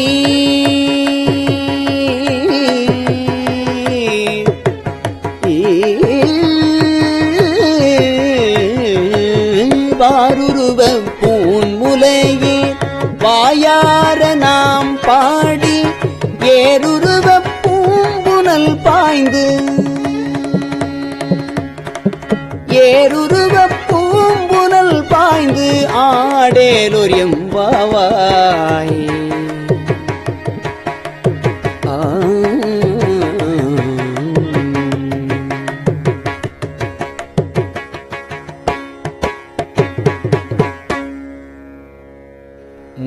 முன்னிக்கடலை சுருக்கி எழுந்துடையாள்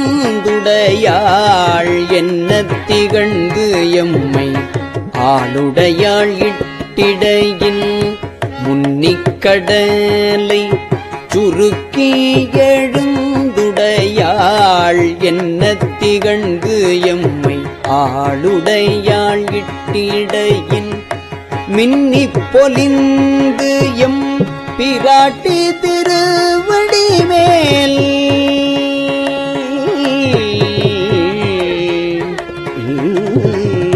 மின்னிப் பொலிந்து எம் பிராட்டி திருவடி மேல் பொன்னம் சிலம்பி சிலம்பி திருப்பூருவம் என்ன சிலை குலவி சிலை குலவி நம் தம்மை ஆளுடையாள் தன்னில் பிரிவிலா எங்கோமன் அன்பர்க்கு முன்னே அவள் நமக்கு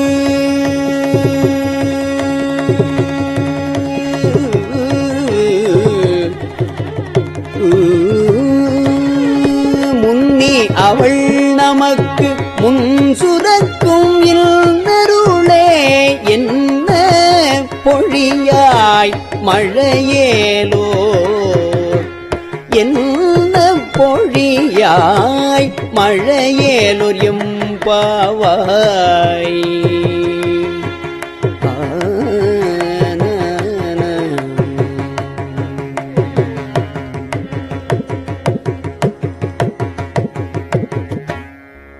செங்கணவன் பால் திசைமுகன்பால் தேவர்கள் வால் எங்கும் இலாததோர் இன்பம் நம்பாலதா செங்கணவன் பால் திசைமுகன்பால் தேவர்கள் பால் எங்கும் இலாததோர் இன்பம் நம்பாலதா கொங்குன் கருங்குழலி நம் தம்மை கோதாட்டி இங்கு நம் இல்லங்கள் தோறும் எழுந்து அருளி செங்கமல பொற்பாதம் தந்தருளும் சேவகனை அங்கள் அரசை அடியோங்கட்காரமுதை நங்கள் பெருமானை பாடி நலம் திகழ நங்கள் பெருமானை பாடி நலம் திகழ பங்கைய பூம்புனல் பாய்ந்து பங்கைய பூம்புனல் பாய்ந்து ஆடேலோர் எம்பாவாய்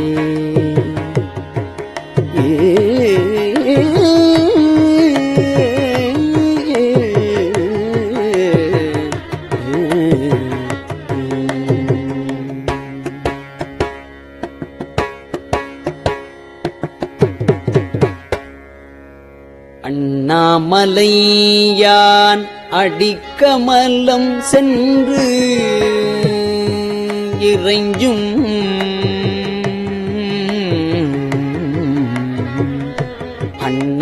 அண்ணாமலையான் அடிக்கமலம் சென்று இறைஞ்சும் விண்ணோர் முடியில் மணித்தொகை வீரற்றார் போல் கண்ணார் இரவி கண்ணார் இரவி கதிர் வந்து கார்கரப்ப தன்னார் ஒளி மழுங்கி தாரகைகள் தாமகல பெண்ணாகி ஆனாய் அலியாய் பிறங்கொழி சேர் விண்ணாகி மண்ணாகி இத்தனையும் வேறாகி கண்ணார் அமுதமுமாய் நின்றால்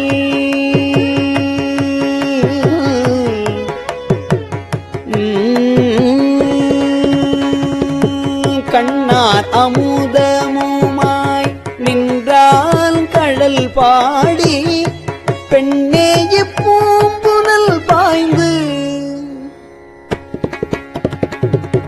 பெண்ணே பூம்புனல் பாய்ந்து ஆடேலொரியும் பாவாய்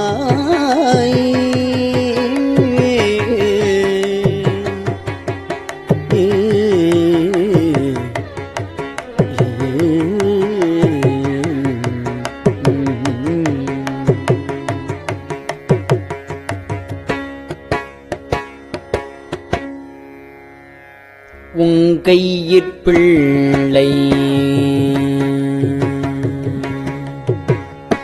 உங்கையில் பிள்ளை உனக்கே அடைக்கலம் என்று அங்கு அப்பழம் சொல் புதுக்கும் எம் அச்சத்தால் உங்கையிற்பிள்ளை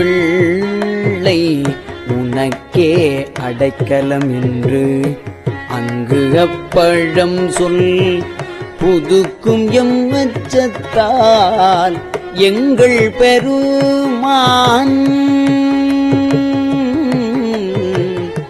எங்கள் பெருமான் உனக்கொன்று உரைப்போம் கேள் எம் கொங்கை நின் நண்பர் அல்லார் தோள் சேரற்க எங்கை உனக்கல்லாது எப்பணியும் செய்யற்க கங்குல் பகல் எண்கண் மற்றொன்றும் காணற்க எங்கை உனக்கல்லாது எப்பணியும் செய்யற்க கங்குல் பகல் எண்கண் மற்றொன்றும் காணற்க இங்கு இப்பரிசே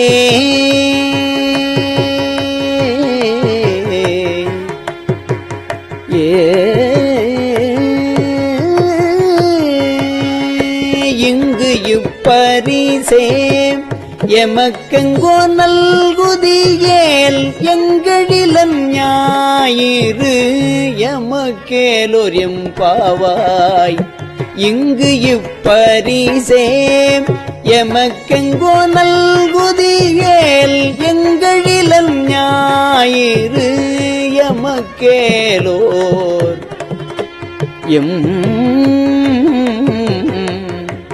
பாவாய்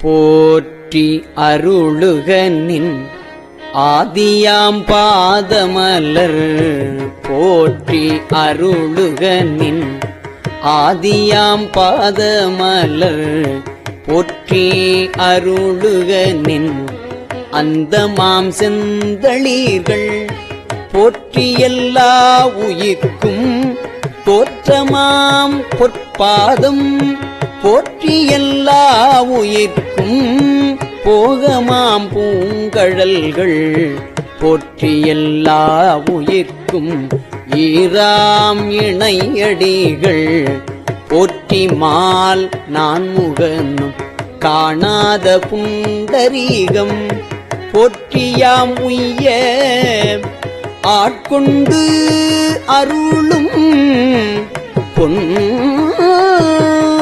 மலர்கள் போற்றியாம் மார்கழி நீர் ஆடேரொரியும் பாவாய் போற்றியாம் உய்ய ஆட்கொண்டு அருளும் பொன்மலர்கள்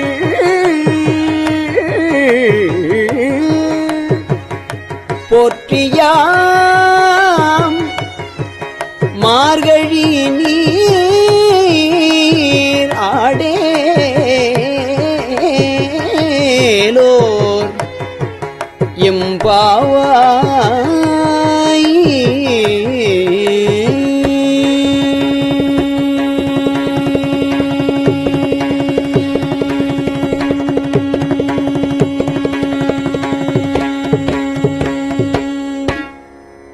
திருச்சிற்றம்பலம். பெரியவா சரணம். இந்நிகழ்ச்சியின் அடுத்த பகுதி நாளை மாலை இதே நேரத்தில் ஒளிபரப்பாகும். பெரியவா சரணம். பெரியவா சரணம். பெரியவா வானொலியின் இன்றைய நிகழ்ச்சிகளின் நிறைவாக திருப்பொன்னூசல் வழங்குபவர் சத்குருநாத தேசிகர் அவர்கள். பெரியவா சரணம். திருச்சிற்றம்பலம். திருப்பொன்னூசல். மாதாடு பாகத்தன் உத்தரகோசமங்கை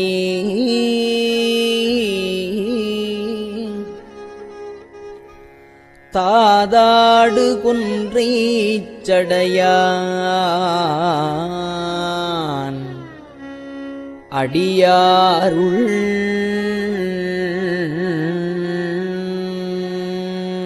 கோதாட்டி நாயேனை ஆட்கொண்டு என் தொல்பிறவி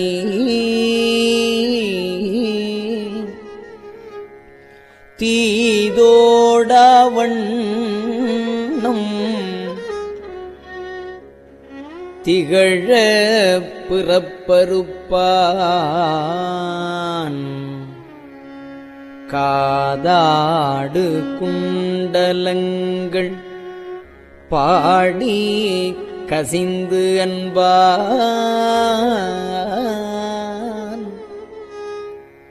போதாடு பூன்முலையே போதாடு பூன்முலையே பொன்னூசல் ஆடாமோ.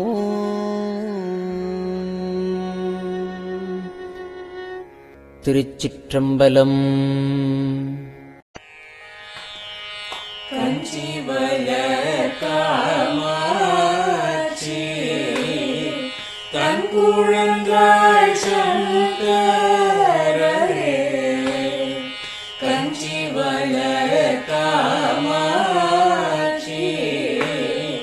தன் குழந்தாய் சங்கரரே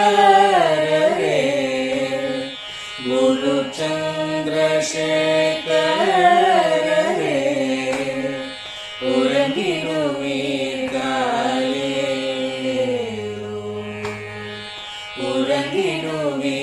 உறங்கிடுவீர்களே.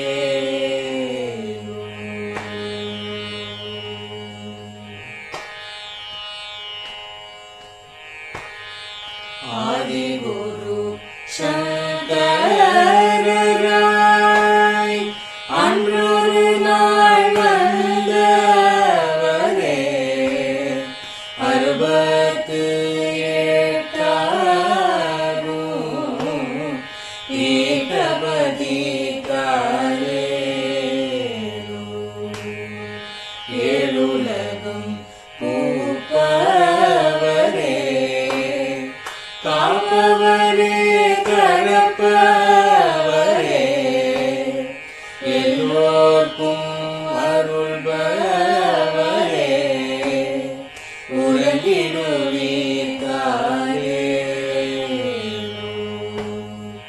அயனுடனே மாலவனோ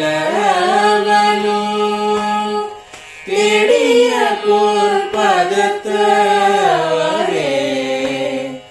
அருமறைகள் சாற்றும் முயல் மலர்பதமே தாரே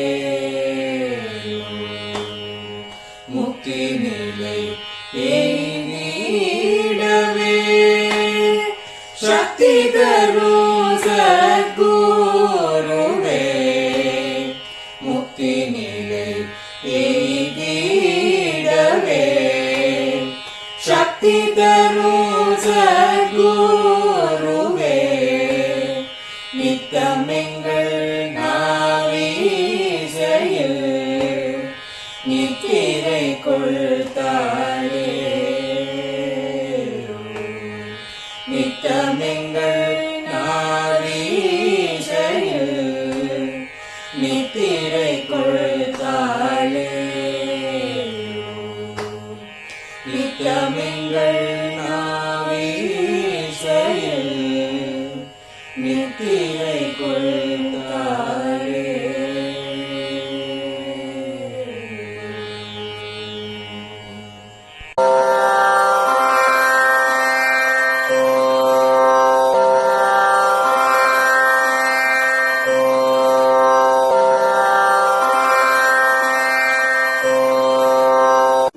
பெரியவா சரணம். பெரியவா வானொலியின் மாலை நிகழ்ச்சிகள் இத்துடன் நிறைவடைகின்றன. எமது அடுத்த ஒளிபரப்பு நாளை காலை இந்திய நேரப்படி 6 மணிக்கு துவங்கும். பெரியவா சரணம்.